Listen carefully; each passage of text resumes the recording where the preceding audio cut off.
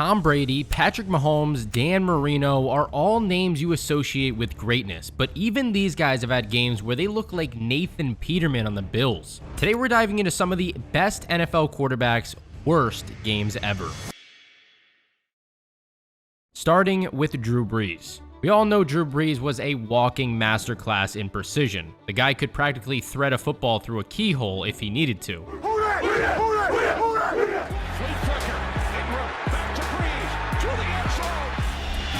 And there's Brees, and touchdown to Marcus Colston. Flicker, some trickery from Sean Payton as Brees fires downfield. Second down and 7. Brees over the middle. Wide open is Colston, and he will take it all the way for the Saints' third touchdown. At 6 feet tall, he was considered undersized by NFL standards for a quarterback. Brees compensated with insane accuracy and an uncanny ability to find passing lanes that shouldn't have even existed. There's a reason they compared him to an Olympic archer on Sports Science. By 2012, he was firmly established as one of the most elite quarterbacks in the game, already with the Super Bowl ring and Pro Bowl invitations becoming routine. But even Brees wasn't immune to the occasional disaster. His final NFL game in the 2020 playoffs was particularly rough. Just 134 yards and 3 interceptions against a tough Tampa Bay team that went on to win the Super Bowl. And there was that 2015 beatdown by Houston where he couldn't find the end zone once.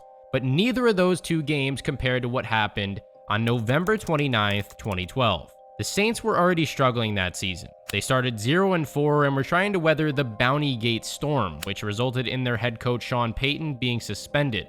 Sitting at 5-6 and coming off a loss to the 49ers, they desperately needed a win against the Falcons. But what happened instead was almost unbelievable. Brees, who had thrown a touchdown pass in an NFL record of 54 consecutive games, practically imploded. 5 interceptions, 0 touchdowns, a passer rating of 37.6. He was handing out picks like party favors.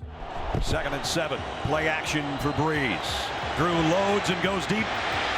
And it's intercepted at their own 35-yard line. Drew Brees, play action. Throws short, and it's intercepted. His throws were off target, his timing was disrupted, and his decision-making looked completely off to anybody who's watched his career up to that point in time. Completing just 28 of 50 passes, Brees looked mortal in a way that Saints fans weren't used to seeing. As you could see, his receivers weren't helping him out too much either. This game ended in a 23-13 loss, but the real headline was the end of Brees' touchdown streak. Because when Johnny Unitas set the original record at 47 straight games, it was considered an unbreakable achievement. Just 1 year earlier, Brees was named the Offensive Player of the Year after setting the passing yards record with 5,476 yards. Split backs, needing 7 yards. Brees throws end zone. Touchdown, and there's the record. You know, I've really tried to downplay it and really tried to just, compartmentalize it as best I can and just think about winning, think about executing the offense and being the best quarterback I can be out there. He wasn't a quarterback in decline. This was Brees in his prime, suddenly looking like he'd forgotten how to play the position. The struggles continued the following week with another disappointing performance against the Giants, but true to form, Brees rebounded to finish this season strong, throwing 11 touchdowns to just 1 interception over his final 3 games. He still led the league with 5,177 pass yards and made the Pro Bowl despite the team finishing 7-9. But if Drew Brees showed us how a precision passer could suddenly lose his touch, Tom Brady proved that even the greatest winner in NFL history had to start somewhere, and that journey wasn't always pretty. We've seen Brady have his fair share of shocking performances over his career, like his struggles against the Colts on November 5th, 2006, where he threw 4 interceptions in the 27-20 loss, or the 2007 Super Bowl against the Giants, where perfection slipped right through his fingertips after that historic 16-0 regular season. But to find Brady's most embarrassing meltdown, we need to travel back to September 7th, 2003, before he became the GOAT, before 6 of his Super Bowl rings, before Brady was really Brady at all. Yeah, he had 1 Super Bowl win under his belt, but a lot of people still questioned whether it was a fluke or not. The Patriots finished the 2002 season missing the playoffs with a mediocre 9-7 record, even though Brady led the NFL in passing touchdowns with 28. And then, on opening day of the 2003 season, he had a nightmare of a performance. 4 interceptions, a passer rating of 22.5, just 123 passing yards, and the Patriots got demolished 31-0. The Bills' defense, led by London Fletcher and Takeo Spikes, who grabbed 2 of those interceptions, completely dismantled Brady in New England. On second down, here's Brady. Watch the screen. Intercepted. No! Former Patriot lawyer Malloy, who had been released by New England just days before this game, got his revenge with a sack against his former quarterback. Drew Bledsoe, the Bills' quarterback, also had to be loving it, shutting out the team that ditched him. Of course, the very next week, Brady bounced back with 255 yards and 3 touchdowns in a convincing win over the Eagles. Fun fact, in a weird twist of fate, the Pats actually beat the Bills 31-0 in Week 17, giving them a taste of their own medicine. Talk about a crazy end to the year. New England only lost 1 more game all season, finishing 14-2 and eventually winning their 2nd Super Bowl against the Panthers. The Patriots looking for a 2nd Super Bowl title in 3 years from 41 yards. Looks good. In a way, you could argue that the opening day disaster became the spark that ignited one of the greatest dynasties in sports history. Brady's insanely competitive, and he never forgets the losses. Imagine how much that beatdown must have stung. From complete embarrassment to championship glory in the same season, that's the kind of resilience that made Brady who he is. From the GOAT to the current runner-up, Patrick Mahomes is the new standard for quarterback excellence. By October 2023, he had already built a resume that most quarterbacks would envy for an entire career. 2 Super Bowl rings, 2 MVP awards, and a highlight reel of impossible throws that broke the laws of physics. You have to dig a bit to really find bad games for Mahomes, but even football's miracle worker had his fair share of nightmares. Of course, there is his Super Bowl 55 performance against Tampa Bay, which was particularly rough. The Buccaneers defense had him in a box behind the line of scrimmage as they dominated the Chiefs 31-9. There was also that terrible game against the Titans in 2021 where he had a 62.3 passer rating with no touchdowns and a pick. But what happened on October 29th, 2023 beats both of those easily. And this one was against a bad Broncos team. The Chiefs were rolling on a 6-game win streak, looking like the unstoppable force we've come to expect. Their opponent, a 2-5 Denver team led by Russell Wilson. This one should have been routine for Kansas City, but instead it became a reality check. Mahomes had 2 interceptions, a fumble, and no touchdowns. The Chiefs couldn't find the end zone once in a 24-9 stunner. 1st and 10. Taylor block, had a nice block on that last play. That's intercepted! If you looked at the stats, you'd never think the Broncos would have won this game. Wilson only managed 114 yards and was sacked 6 times, but Denver still controlled this game. Mahomes had the occasional moment of magic, but it was rare. Mahomes gets away from Allen, finds an escape hatch, throws, he got him! And the game actually marked a turning point in the Chiefs' season. They became more vulnerable, losing 4 more games down the stretch in an uncharacteristically inconsistent regular season. Many began questioning whether the Chiefs' dynasty was beginning to show its cracks. But this was where Mahomes separated himself from most other quarterbacks. When the playoffs arrived, he flipped the switch in a way that only the truly great ones can. The Chiefs embarked on what many consider one of the hardest postseason runs ever, beating Miami at home before winning road games in Buffalo and Baltimore, and finally defeating San Francisco in the Super Bowl. Mahomes secured his 3rd championship and 3rd Super Bowl MVP. Dan Marino's worst game came at a very different point in his career. His release was lightning quick, probably the fastest the game has ever seen. He came to the NFL as a polished product, and that just doesn't happen. Just from a pure quarterbacking standpoint, if you were to draw the prototype, it's probably Dan Marino. 180! 180! Hot touch! Marino takes the snap. He's by. Oh, yes, sir! He'd stand in the pocket and launch missiles before defenders could even process what was happening. In his prime, Marino rewrote the quarterback record books with his legendary 1984 season. 5,084 yards, 48 touchdowns to just 17 interceptions. But by November 1999, at age 38, Marino was in the twilight of his career. The cannon was showing signs of age. He missed 5 games from week 7 to 11 with a neck injury, and even when playing earlier in the season, the stats weren't what Dolphins fans had grown accustomed to. Despite Miami's 4-1 record, Marino had thrown 5 picks to only 6 touchdowns, and struggled big time against Arizona and Buffalo. Then came Thanksgiving Day 1999, his first game back since injuring his neck. So, football fans, gather around our table and give thanks. It's Miami at Dallas. It's a football feast with all the trimmings. It definitely was a feast, but not the kind Marino had in mind. What unfolded was almost cruel. The legendary quarterback completed just 15 of his 36 passes for 178 yards, no touchdowns, and 5 interceptions. His passer rating was terrible, just 17.8. And the Dolphins were shut out 20-0. The Cowboys defenders were jumping routes, reading his eyes, and making plays that the younger Marino would have never allowed. Quick drop, lobs the end zone. It is intercepted. Sadly, this wasn't just a one-game deal either. The Dolphins lost 4 of their next 5 games as Marino continued to struggle. While they managed to make the playoffs at 9-7, what awaited was even more heartbreaking. In what would be the final game of his NFL career, Marino suffered perhaps an even worse embarrassment in the AFC divisional round against Jacksonville, completing just 11 of 25 passes for 95 yards with 2 interceptions in a 62-7 demolition. His passer rating during his final season, just 67.4, shows exactly how quickly things can change even for the very best. Thankfully for him, he's got quite the resume, so people tend to forget about his terrible final year. Okay, we've seen future Hall of Famers crumble, and all-time greats have days they'd rather forget, but we're only getting started here. There's a Hall of Famer's fairy tale career hitting its darkest chapter, a can't-miss prospect getting a brutal reality check, and a disaster so humiliating it might never be topped. But first, we've got to take a look at Joe Montana. Already with 2 Super Bowl rings by 1985, he was clearly built different.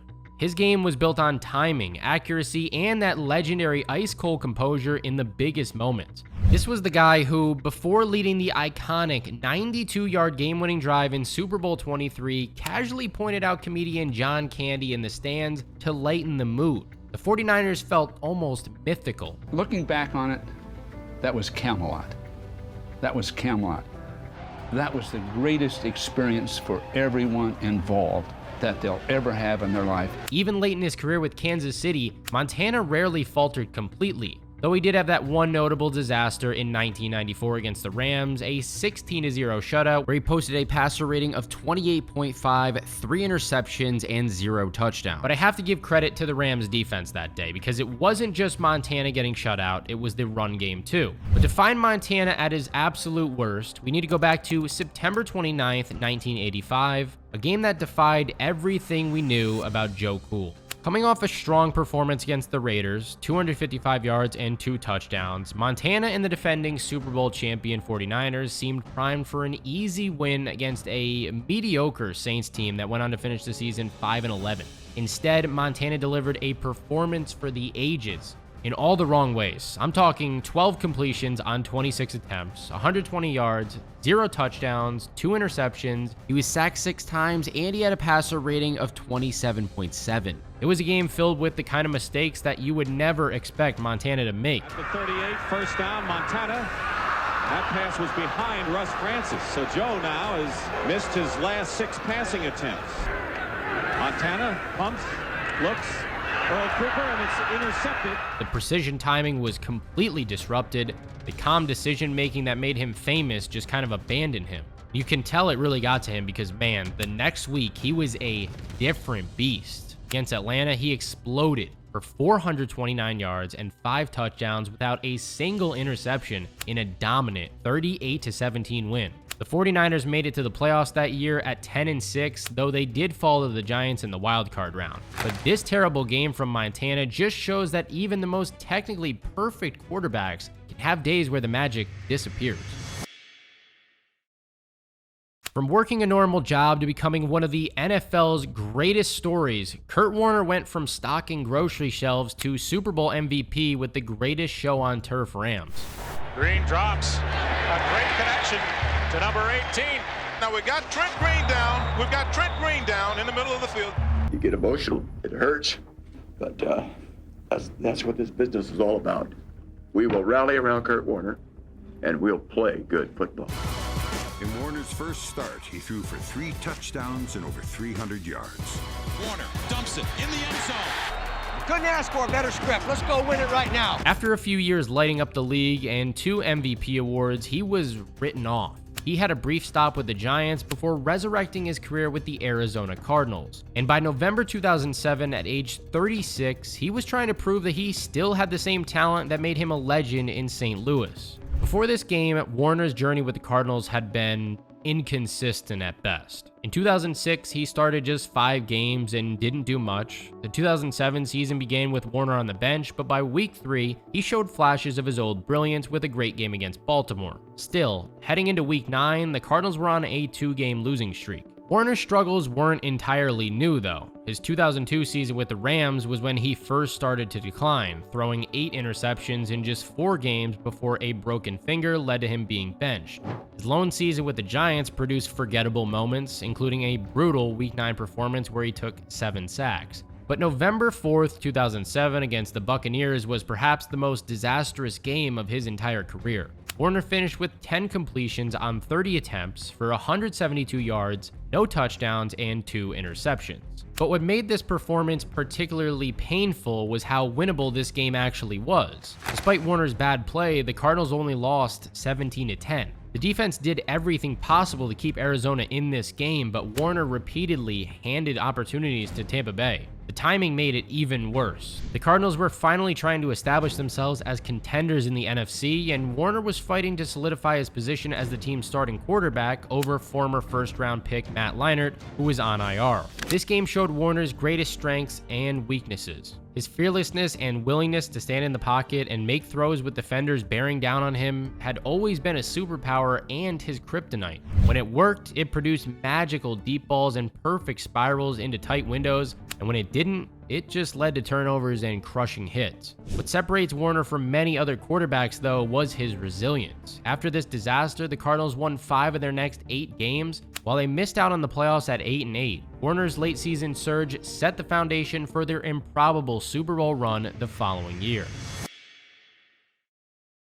John Elway's worst performance came at a completely different career stage, when the future legend was still trying to find his footing in the NFL. There's no question it was tougher. It was a tougher jump than I thought it was going to be. The 1983 NFL Draft featured perhaps the greatest quarterback class of all time. 6 were taken in the first round, with Elway as the main prize. A standout at Stanford, Elway was the most coveted player in the 1983 draft. The physical tools were obvious. He could scramble around like a running back and launch missiles while rolling to either side, essentially creating the prototype for the modern mobile quarterback. But Elway's rookie transition wasn't always smooth. While he's remembered for his clutch performances like the drive against Cleveland and his storybook final game winning Super Bowl MVP, his early career had plenty of growing pains. And in those early years, winning the big one was a huge challenge. One of his worst games came in Super Bowl 22 against Washington, where he completed just 14 of 38 passes with 3 interceptions in a 42-10 blowout loss. But go back to December 18th, 1983, and you'll really find a low point of his. Going into the Week 16 matchup, there were actually signs of Elway turning a corner. The Broncos were on a 2-game win streak, with the rookie showing promise against Cleveland and Baltimore, throwing 5 touchdown passes to just 1 interception. Against Baltimore specifically, Elway had 345 passing yards. Then came the season finale against Kansas City. The numbers from this game barely seem possible for a future Hall of Famer. 13 completions on 34 attempts, 143 yards, 0 touchdowns, 4 interceptions, and a passer rating of 11.9. The Chiefs absolutely dismantled Denver 48-17, and Elway looked every bit like a rookie in over his head. This was John Elway, the consensus can't-miss prospect who was supposed to revolutionize the position, but in this certain game, he looked like anything but a future legend. The very next season, though, Elway proved all the doubters wrong, leading the Broncos to a 13-3 record and showing growth despite an early playoff exit. And he would go on to build a Hall of Fame career, eventually retiring with 2 Super Bowl rings and a legacy as one of the greatest to ever play the position. But now it's time for the absolute worst performance by a legendary quarterback in NFL history. A game so insanely bad that it exists in its own universe, where football stats should just be forgotten, but this game can't for multiple reasons. Peyton Manning, one of the game's absolute best players at any position ever. His football intelligence was unmatched, and for nearly 2 decades, he revolutionized how quarterbacks approach the game. Peyton Manning changed the game. Peyton Manning seems to break records every other time he gets the football. And a terrific throw. Peyton Manning, just a machine. If you take him out the game, no disrespect to nobody else on the coast, but you make them a very below average ball club. Essentially, he was an offensive coordinator who happened to throw perfect spirals. His pre-snap adjustments, Omaha calls, and frantic hand signals at the line became iconic. Each play can be called or changed at the line. That forces the Colts lineman to wait and wait until Peyton finally makes up his mind. I wonder if they ever think, just snap the damn ball. By November 2015, Manning was already a lock to be a first ballot Hall of Famer. His 2013 season with the Broncos was perhaps the greatest year by any quarterback in history. 55 touchdowns to just 10 interceptions and 5,477 yards that rewrote record books. 3rd and long, 3, going deep. Oh, and he's got Thomas! 63 yards, Peyton Manning. It's the all-time highest scoring offense in the history of pro football. But in 2015, at 39 years old, after multiple neck surgeries and 17 seasons of NFL punishment, his body was letting him down, even if his mind was still sharp. The Broncos were 7-1 heading into Week 10 against Kansas City, but this wasn't the same offensive juggernaut of previous years. Denver was now carried by its dominant defense, with Manning clearly struggling. His arm strength had diminished dramatically, and his interception totals were climbing as he tried to compensate with anticipation for what his body could no longer deliver. He was apparently limited by plantar fasciitis, but nobody, I mean nobody, could have predicted what happened on November 15th, 2015. Just look at the stats. 5 completions on 20 attempts for 35 yards, 0 touchdowns, 4 interceptions, and a passer rating of 0.0. Not 10, not 1, literally 0.0. To show just how bad this is, if Manning had just thrown the ball into the dirt on every single play, his passer rating would have been 39.6. He performed nearly 40 points worse than intentionally throwing incompletions.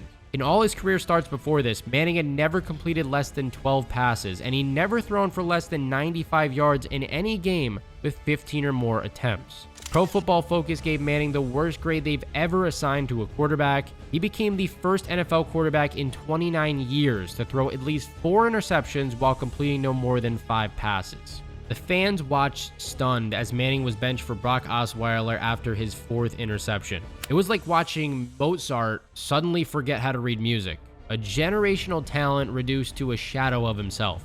But that's not even the craziest thing. See, Manning did break one record that day. He surpassed Brett Favre's all-time passing yardage mark of 71,838 yards, a career milestone achieved during his worst professional performance. Not just any career milestone either. This was one of the most prized records in the books. Talk about a slap in the face. After this disaster, Manning was benched until Week 17 due to the plantar fasciitis. Then he was able to get his feet wet again against the Chargers and had the chance to help the Broncos claim the #1 seed in the AFC for the playoffs. And you'll hear the roar. This crowd is thrilled. Get the emotion back in the crowd. Get your team fired up. He was effectively a game manager, but he sparked the team enough to win. The Broncos rode that same formula throughout the playoffs, defeating Pittsburgh, New England, and finally Carolina in Super Bowl 50 to give Manning his 2nd championship and a storybook ending to his legendary career. The beauty of this story isn't that Manning recovered to his MVP form, because he didn't. He threw just 2 touchdown passes in that entire playoff run, both in the game against the Patriots, his final showdown against Brady. No, The real beauty is that after carrying teams on his shoulders for his entire career, his teammates finally carried him. Von Miller and that historic Broncos defense delivered the perfect final chapter to one of football's greatest careers. These disasters just go to show you that even sometimes legends need to be saved, and sometimes the worst games imaginable can still be part of a championship story. But I want to know what you guys think. Who had the most embarrassing performance on this list, or was it somebody that wasn't on this list? And if you want to check out this video right here on the worst teams in NFL history for every franchise, I'm sure you guys will enjoy it.